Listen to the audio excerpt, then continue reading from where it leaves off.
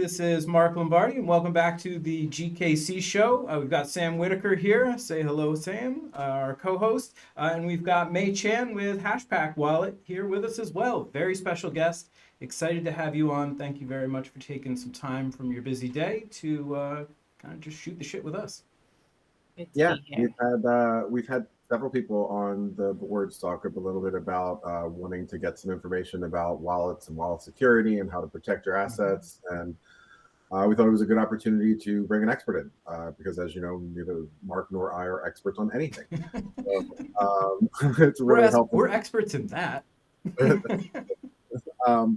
So yeah, we're just gonna try to do really the basics, start from scratch. So not only our existing community members, but also new members that come to the NFT.com community and hear about the project, or just kind of want to get involved and want to start from scratch. We can do that. And since we're a bunch of crazy H barbarians over at NFT.com, why not bring on someone from the biggest wallet on the H bar platform, and that's Hashpack. So May, if you want to take it away, we'll listen with rapt attention. Absolutely. Wallet security is really top on people's minds lately, and it's kind of the critical piece where if you don't understand it, you leave yourself vulnerable to losing a lot of things. And this is true whether it's Hedera, whether it's Ethereum, whether it's Solana. They all kind of work the same way. So educating yourself on how these pieces work is critical to keeping yourself safe and just having a good experience in crypto right now. So I think the very first thing that every new user should learn is keep your private key and your seed phrase safe. And a private key or seed phrase, they're basically equivalent. There's the private key, that's the really long string of characters that kind of looks like gibberish. And there's the seed phrase, that's either your 12 or 24 word jumble of words that basically represent what your account, like how you access your account. So if you think of it like a key to your house, that key lets you go inside, lets you take stuff out, lets you access it. And if you lose your key in this world, you can't get into your house anymore. This house has a very secure door and you can't break in. There's no key lock, keysmith that can help you out. You lose your key, you're done. So you have to save that key and make sure that it doesn't get lost anywhere, right? So May, how often do you find people are contacting Hashpack to say, I lost my keys, and I know you have to say, we don't have your keys. Yeah. Does it happen a lot? It happens fairly often. It happens a lot less now that we've added in some wording around when we onboard users. When you create your account, we say, hey, here's your private key. Make sure you write it down, or your seed phrase. Make sure you write it down somewhere safe. And then we have on the next screen, you have to put in some words, right? And you have to make sure that you confirm that you have it somewhere written down, right? And then we say, you have to remember your seed phrase, and you have to remember your account ID on Hedera, and then put that somewhere safe so that if Hashpack, you wipe your computer, you lose your phone, or you decide to go to another wallet and not use Hashpack at all, you have that account key, that seed phrase, you have that account ID, and those two things let you access Hedera from any wallet that you want now or in the future. So yeah, I think an important point is that you covered, but I just want to make sure we really drive home is that your seed phrase, that's the way you recover. So like May said, if you lose your computer, if you wipe your computer, if you your phone falls in a ravine, whatever, that's how you recover. So that's why wallets have them. Another kind of important thing to remember, and may seem a little bit overboard, but when May said write down your seed phrase. So and this is being especially security conscious, but as opposed to like saving it as a picture, people can get into your iCloud account. People can get past your computer. For the wallets that I have them written down. I have a safety deposit box. So my seed phrases are written down on a piece of paper in a safety deposit box. So it's been brought up to me before. It's funny that kind of the crux of all things Web3 is the wallet. And this is the most advanced technology we have out there. And we secure it by writing things down with a pen and paper. So it's a little It's a little counterintuitive, but that's the best way to stay safe. And it's because now we're moving into Web3 and Web3 paradigms where you're in control. You're not just giving your keys to someone else to hold for you. You have control over it. And there are different ways to secure your keys. We can talk about some of them later on, but the most basic thing is that you write it down somewhere, preferably not digital, because digital can be hacked. And that's why you write it down on a piece of paper, or they have these fancy uh, uh, what's it called, like stainless steel things where you put in the thing. Yeah, laser etched letters and stuff. Like you could go overboard with that, but you put it somewhere safe that if your house burns down, if you lose your phone, you can retrieve it, right? I know that last year, Vitalik from Ethereum, someone sent him a whole bunch of meme coins. I can't remember which one it was. I think it was Shiba Inu, and Yeah. they sent it to his public account. And the way that he had to get his keys to that account, because he secured them offline, was he had to fly all the way to one of the places where he kept half of his phrase, and then fly to the other place where he kept the other half, combine them, access his account, send out all of that Shiba Inu, and then find a whole new way of doing it, because now those keys are essentially compromised to him. So there are definitely extremes that you could go to keep your keys safe. The other big thing and this is important, because as much as we talk about pen and paper and keeping your keys offline, I know that the people on this call, the people who are watching this, you guys are going to copy and paste that key. I know it. You're going to take a screenshot of that key. You're going to save it on your desktop. I just know it. And Not me. not me. The most important thing about this is you know what you're risking by doing this. One, if you save it on your computer and your computer crashes and you lose that data, you're out of luck. Like you can't recover it. Two, if you install something that is malicious, that steals your data off of your computer, which happens not just in crypto but in any space, that data is now gone, right? And three, like if your computer goes haywire and you send it to a repair shop, and then that repair shop they'll open it up and they say, oh, private key.txt, and they open it up. Like that person could do it, or your kid could do it, or your friend could do it. Like it opens you up to so much risk. So if you're going to put it on your computer, you got to know that risk. And same thing, don't send it over the internet. Don't put it in an email. Don't put it in a text message. Don't save it on your cloud. That's even worse, because now it's somewhere on the internet that it's everywhere. can be hacked, right? So this is why we say put it on paper. That's kind of the most secure way, because it's not connected to places that scammers could reach it, right? That's really the thing. So yeah. And maybe you said something really important there. It's the Web3 paradigm. It's your control. And the great thing about that is that you're in control of your assets. The bad thing about it is that you have to be a little bit more responsible about controlling and protecting your assets. But that's what we're all here for in Web3. I mean, we control our data, we control our assets, and learning about how to protect them as an early in your journey on Web3 is hugely important. Now, May, do you see that as a limiting factor in mass adoption, people being able to do things the appropriate way? Or do you think that there's going to need to be some other system in place for the general public that's too much for? Well, let's just put it this way. 20 years ago, no one had to remember their Google login ID. Right. And now everyone knows it. And not only that, but they know not to reply to phishing scams. They know not to send their password over plain text, right? Most people are pretty good about that. And they also know all the complicated rules about how to make a secure password that has been beaten into them over decades. So I think that there's... Unless it's a Nigerian prince, in that right. case. So all in. Exactly. That was a joke. So yeah, you're right. So what you're saying is, over time, people will just adopt to the new social norms of Yes. of dealing with crypto. I think that there's some education. I think that there's also some a lot of innovation that could come out of this space that would make it easier for people. But I think fundamentally, we're just going to adapt. And if we continue down this Web3 paradigm where you're the owner of your data, you're the owner of your information, and control what you can do, and what people can see about you, and what people can do with your assets, right? Your digital assets, because that's what Web3 is about, right? And if we keep moving down there, I think people will learn, people will adapt, and maybe there will be tools for the people who are slow to come up or whatever, and make it easier for them. But I think that is just a matter of time, right?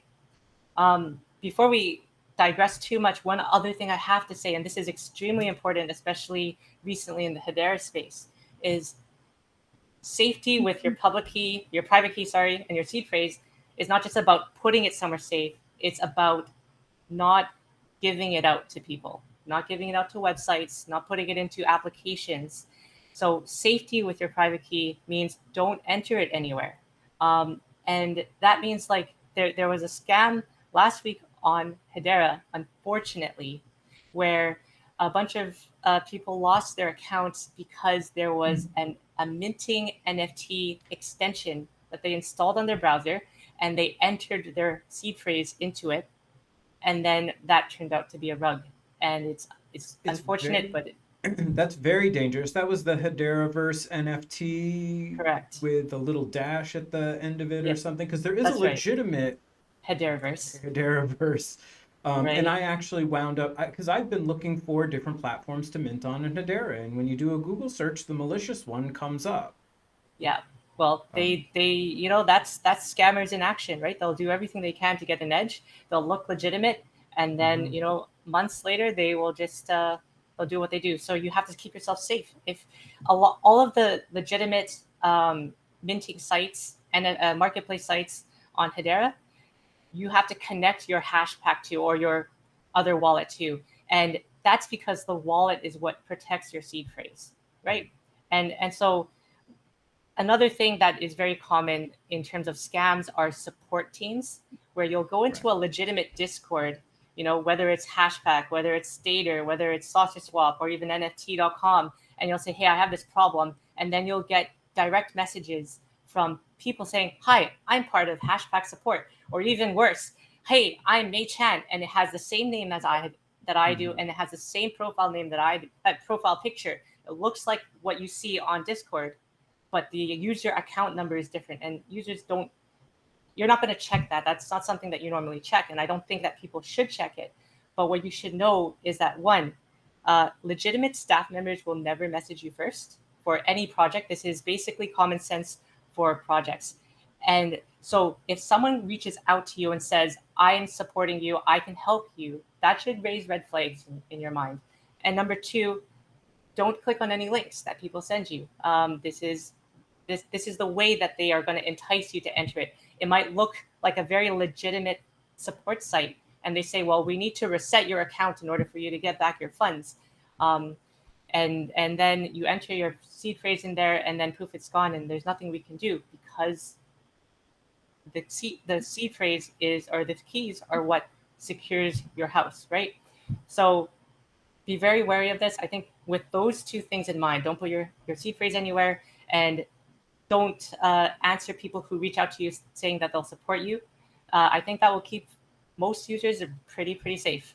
And if you actually legitimately need help, you go to their public Discord or whatever, you ask for help, and a staff will always say, hey, message me first, right? And that is how it's done. Or you message the Twitter account first, and then they reply to you specifically off of their official Twitter or their official site.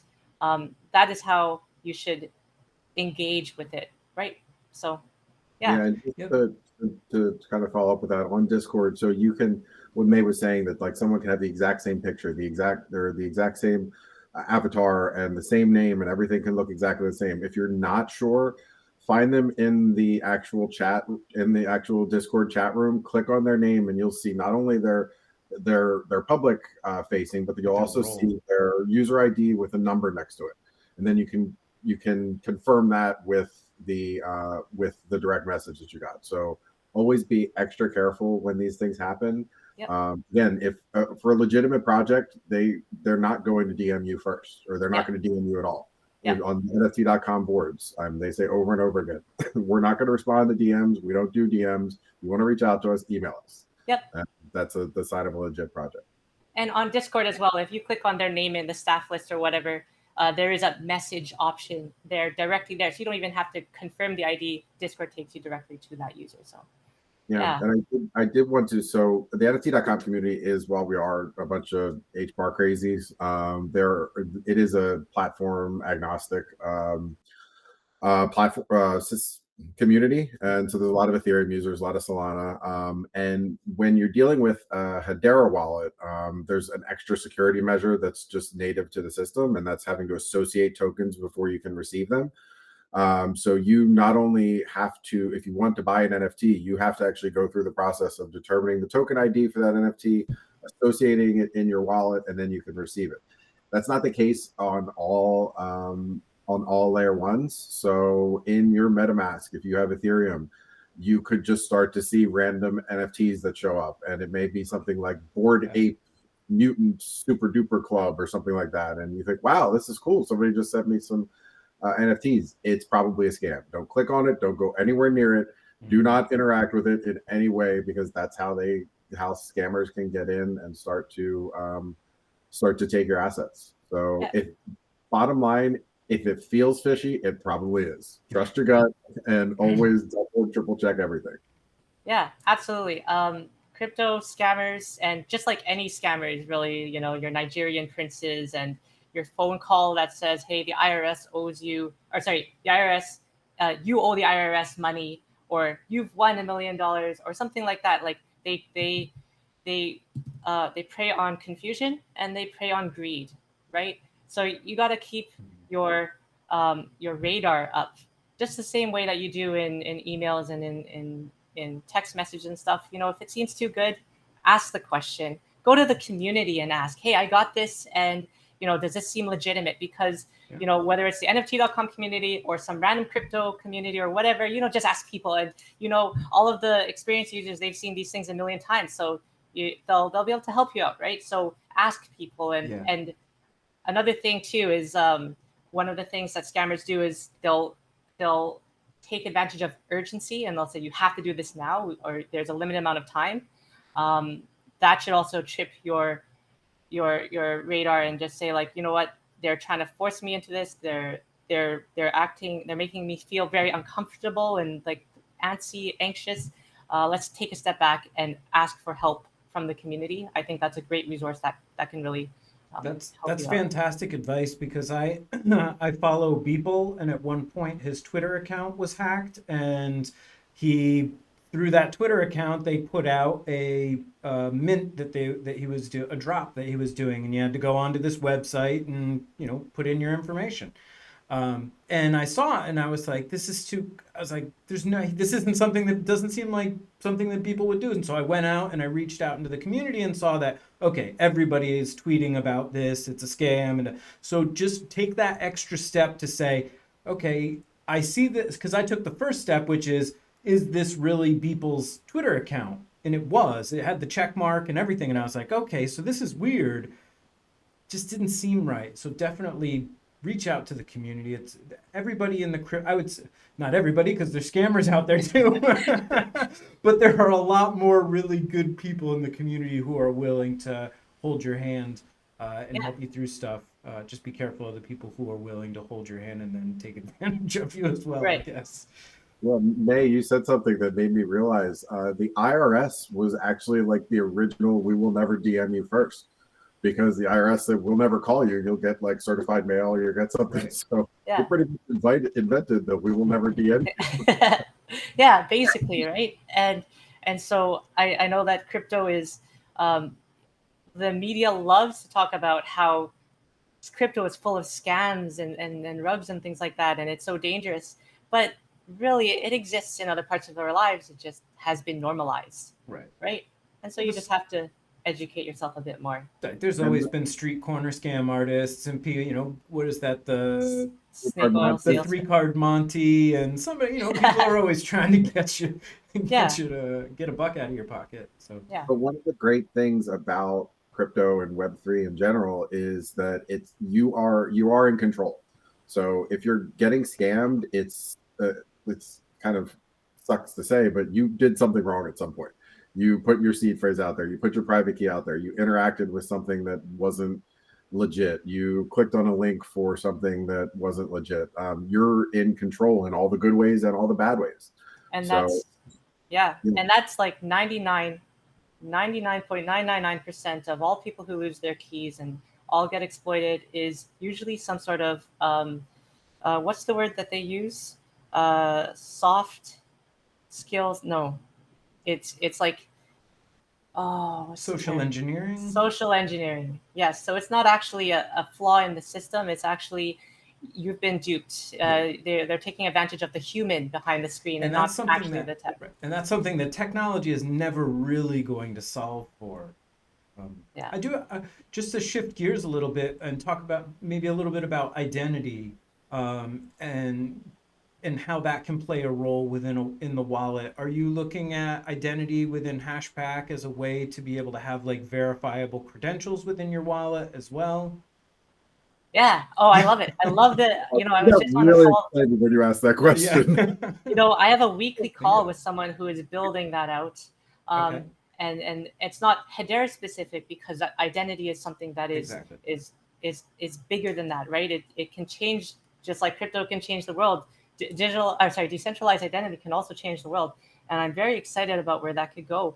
And then you can do things like when you do a KYC for confirming your identity for an exchange, instead of giving all of your information to a Chinese company, you just send your credential over, and then the exchange they check the who authorized that credential, and then they don't actually get any of your private information. They just get that that says yes, this person is a legitimate person, and they hold that identifier, right? Which is just like a long string of letters or whatever. Mhm. And then one day, if that person ends up to be a scammer, they can then trace it back. But it doesn't have to be that they hold your information of your credit card and your name and your date of birth and your address and that kind of thing, which you give them now, right? So decentralized identity, very, very cool topic. We could go on that forever, really. I'm fascinated by if you want to call it the soulbound token or whatever, like Yep. how all of this is going to be, like how your identity and your job history and your education history and employment history, like employment and job are the same thing, but yeah, how all of these things can be stored in Yep. an immutable way for better or for worse, and yeah, it's just fascinating. And you're in control, right? The companies that you give this information to can't sell it because you own it, right? And you can choose who you give it to, right? That's the dream. Yeah, that's the Yeah. interesting part of what you said was, that there does still have to be some kind of a credentialing entity at some point. So Yes. at some point you have to take a picture of your license and your Sure. face and things like that. So, but you get to choose one company that hopefully has a reputation and they, you're comfortable with, and then you do that once, and then you take their credentials to show to other people. So Yeah. it's the one failure point as opposed to all of them. Yeah, and you don't even have to only go to that one person, right? But you could have your driver's license issued by the government of your company, your country, and also by your state, and also by your city. You could have 3 different credentials, and if one goes wrong, it doesn't matter. But what's important is when you give your information to your employer or whatever, they can verify that it's true without taking your information from you, right? Or Facebook or whatever, right? So they only have information that you choose to give them, and they can do their legal checks and regulation things and that kind of thing. So yeah, that's a cool thing that we can perhaps look forward in the future. One other thing that I wanted to mention too is hardware wallets and versus Okay. Yeah. hot wallets, because this is another way that you can protect your keys. Basically, there have been exploits where wallets have given out keys by accident. There's a ledger right there. Mine is somewhere in a box behind me. But yeah, but like no company is immune. There are certainly different ways that you can protect yourself, but just like the big enterprises leak thousands of emails by accident, or credit card information or something, there's going to be wallets that also leak that information. And I guess before we go into hardware versus software wallets, the difference between a custodial wallet and a non-custodial wallet. A custodial wallet stores your keys for you. They can keep your keys on their servers, and then you can provide your login information, and that's how you can sign for transactions and stuff. If you lose your password or whatever, you can recover your key. That's the benefit of a custodial wallet. The problem is that custody is holding all of the keys for a lot of different people. So if they ever lose security of that, you could lose hundreds and thousands of people's keys at once. And of course, custody wallets know this, so they have very different ways of securing keys, but that's just one thing. Whereas a non-custodial wallet means that the company that runs that wallet doesn't hold that information anywhere. It's usually stored on your device, and only your device, right? And also in the paper that you wrote everything down on, right? And so therefore, if anything happens to that company, no matter who hacks that company's servers, if they did things right, they don't have custody of the keys. They have nothing to give out about their users. You don't get exposed, right? You would have to be hacked specifically in order to lose your keys, which is the benefit on the security side of non-custodial wallets. And then to take it one step further, you can have a hardware wallet, like a ledger. And what this means is you've got this physical device that holds your keys, and the keys never leave that device. So no one can even hack it because it doesn't connect to the internet, right?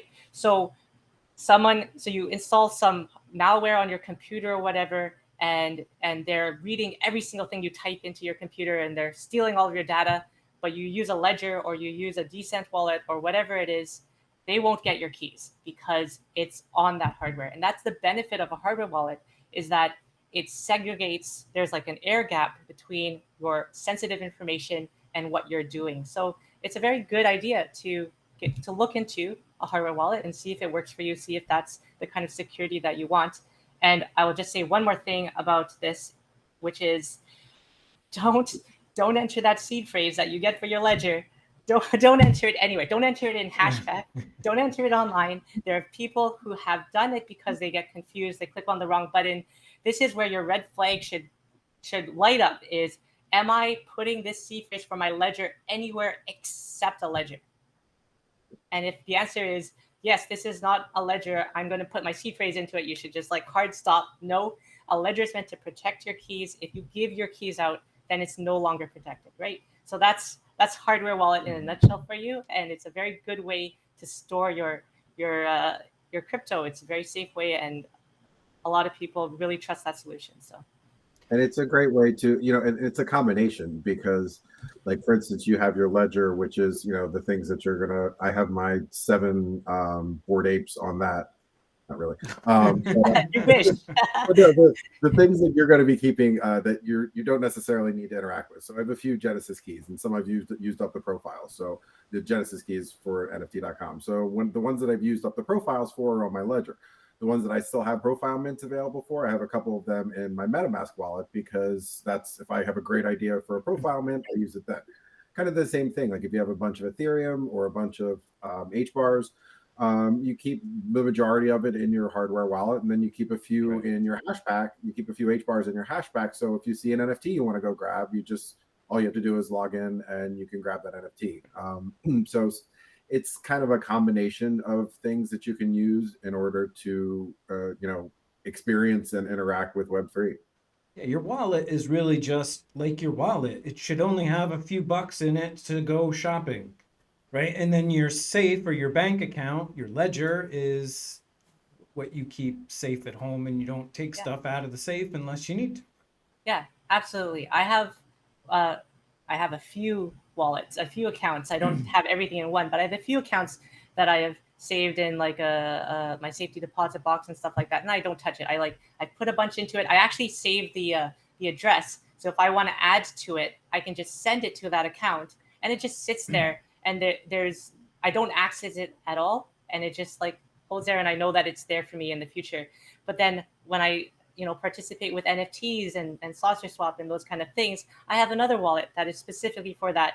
And yeah, if I lose that wallet, I'm going to be sad because all of my NFTs are on there, and I've got maybe like $100 on there, but it's not going to be It's everything not else all that I your have, investments on saucer swap and right? So definitely you can use different levels of security to secure your assets, and yeah, definitely worth thinking about, learning about, educating yourself. Ask people in the community how they do it, and ask for tips. And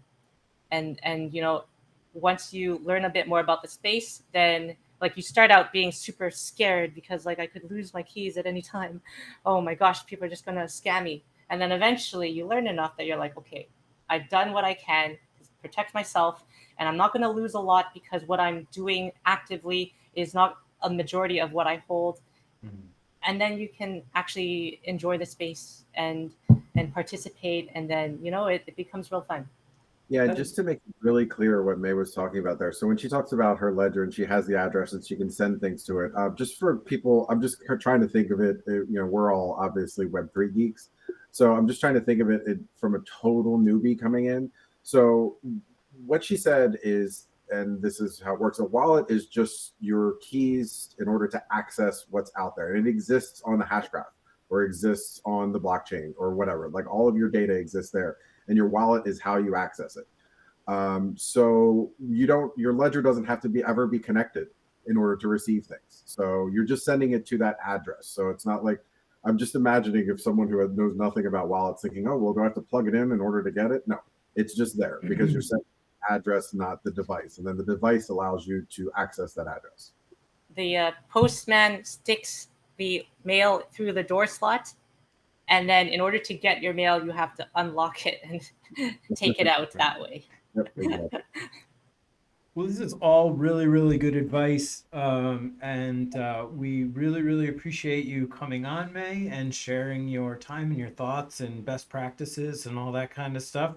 But we're wrapping up on time here. So is there anything else you want to add, May or Sam, or Yeah, I Maybe, just anything go coming ahead, up? man. yeah, I think that this is great. I hope that people learned a lot, and hope that people share it with their friends, with the community, so that everyone stays safe, and then you can have a fun time in this space. Definitely. And is there Definitely. anything else coming up with Hashpack that we should be looking out for? Any Yeah, features, actually, announcements, stuff like that? we're just about to launch our iOS app. Well, Android app first, and then iOS coming up. Hopefully, in the next few months. And the great. wonderful thing about this is now you can do it on your device, and it will take advantage of the secure enclave on iOS, or I can't remember what it's called, the key store, I think it is, on Android. And that is just one more layer of security for your keys, right? And we can do this by taking advantage of the specific hardware on phones, right? So, uh, I think that security is a thing that users can participate a lot in, but also, the wallets and the dApps and everything like that, we're all working real hard to keep you safe as well. That's fantastic. I cannot wait for the iOS app. And just to echo Mark, thanks, May, so much for coming out. Maybe down the road we could have you back and do a little bit more. I think we could probably talk for like an hour about just custodial versus non-custodial and how that's going to Absolutely. take out and down the road. But yeah, this was fit. This is exactly what I was hoping it would be, which is for a newbie to the space to come in and just learn a little bit about wallets. And your expertise was invaluable. And Brock, someone from our community, will be very, very happy. So thank you so much. Yeah, Awesome. you're helping everybody out for sure. All right, well, thank you everybody for watching. This has been another episode of the GKC Show. We'll see you in the GKC Lounge and out in the Twitters and all the other social places that we see you. All right, have a great. Smash the like button, do all the wonderful stuff, comment, and tell May that you love her for being on here, and hopefully she'll come back again sometime. All right, take care, everybody.